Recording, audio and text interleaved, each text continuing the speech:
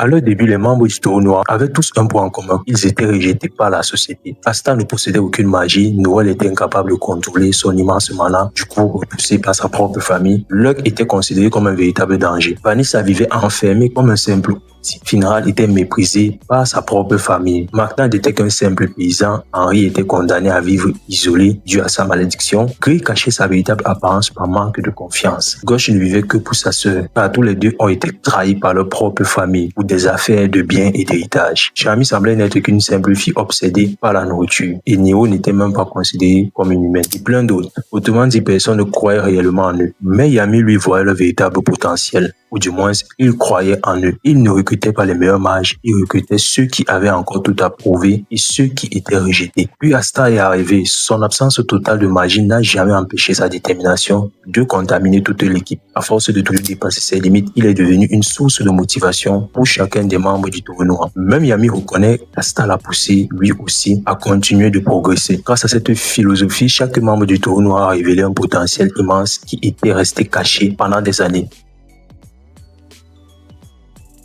La magie arcane est extrêmement rare dans Black Clover et pourtant le taureau noir en possédait un nombre impressionnant. Et cela a été révélé lors de l'introduction des démons et des autres démoniaques. Et parmi les mages de niveau arcane, dans la compagnie du taureau noir, nous avons Asta et son anti-magie, Yami et sa magie des ténèbres, Nero avec sa magie de scellement, Vanessa et son incroyable pouvoir de modifier le destin, Gris avec sa mystérieuse magie de transformation, capable d'altérer la nature même de la matière. Avec eux seuls, ils réunissent une partie des pouvoirs les plus rares de tout l'univers de Black Clover.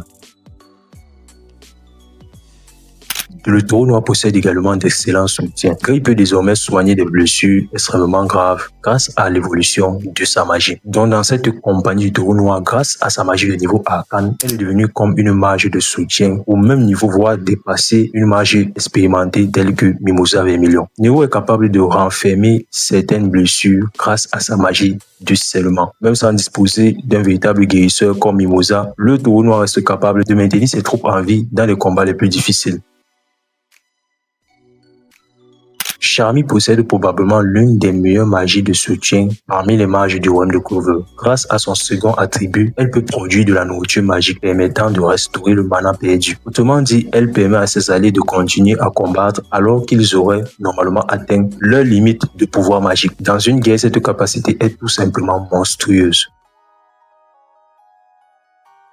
Le Taureau Noir est sans doute la compagnie qui exploite le mieux le travail d'équipe. Gauche et sa magie de miroir entrent dans la catégorie des mages extrêmement utiles lorsqu'il s'agit de faire une attaque combinée entre deux ou plusieurs mages. Il n'est pas le seul. Henri peut redistribuer la magie absorbée de tous les membres du Taureau Noir pour façonner le repère du Taureau Noir en un engin de guerre. En combinant leurs capacités, il obtient des stratégies impossibles à reproduire pour la plupart des autres compagnies.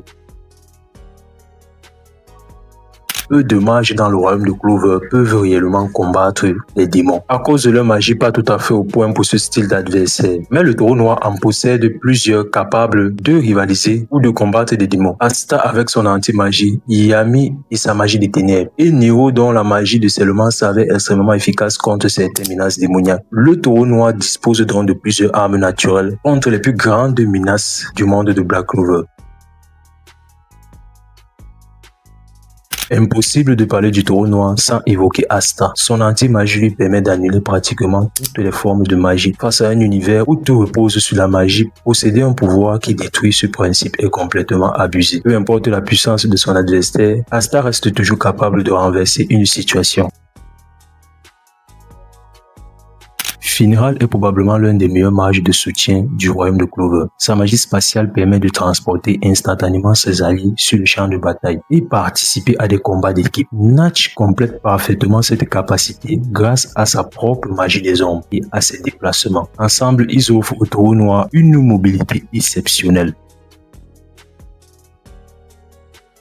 Si le Taureau Noir disposait déjà des mages avec des potentiels aussi chiqués, figurez-vous donc que cette compagnie possède aussi un membre appartenant à l'une des familles royales les plus puissantes du royaume de Clover, Noël Silva. Issue de la famille Silva, elle dispose d'une énorme réserve de mana, mais surtout, elle a transformé ce potentiel en une véritable puissance. Sa Valkyrie Dies puis ses nouvelles évolutions font d'elle l'une des combattantes les plus redoutables de Black Clover. Luck est une véritable machine de guerre. Sa vitesse est hallucinante et son style de combat repose sur une attaque permanente. Magna, de son côté, a prouvé qu'il pouvait vaincre des adversaires largement supérieurs à lui. Deux profils totalement différents mais extrêmement dangereux. Vous comprenez donc que la compagnie du Taureau Noir possède aussi des mages offensifs extrêmement dangereux. Rouge est probablement l'un des pouvoirs les plus abusés de toute la série. Tant que Vanessa possède suffisamment de mana, son chat rouge modifie littéralement le destin. Les attaques mortelles deviennent de simples échecs. Les défaites sont réécrites. Le destin lui-même refuse que ses alliés meurent. C'est un pouvoir qui défie complètement les lois normales de la vie et de la nature. Leur évolution parle d'elle-même. Au début de l'histoire, ils occupaient la dernière place du classement des compagnies du royaume de Clover. Mais mission après mission, ils ont accumulé les étoiles de mérite jusqu'à devenir la deuxième meilleure compagnie du royaume. Cette progression est le résultat de leurs espoirs face à l'œil maléfique du crépuscule, de leur intervention dans le royaume des sorcières, de leur affrontement contre le royaume de Daimon et surtout de leur rôle déterminant durant la guerre contre les elfes réincarnés. Pour moi, c'est précisément après cet arc qu'ils auraient dû être officiellement reconnus comme la première compagnie du royaume devant l'Aube d'Or. Car au-delà de tous ces classements, aucune autre équipe n'a autant influencé le destin du royaume de Clover que le Taureau Noir.